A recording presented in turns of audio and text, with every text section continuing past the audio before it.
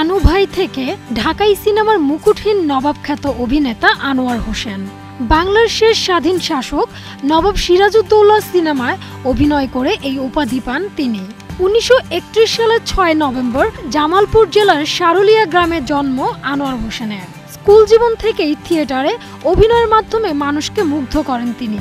আশকার ইবনে শাইকের পদক্ষেপ নাটক দিয়ে অভিনয়ে হাতে খড়ি তার।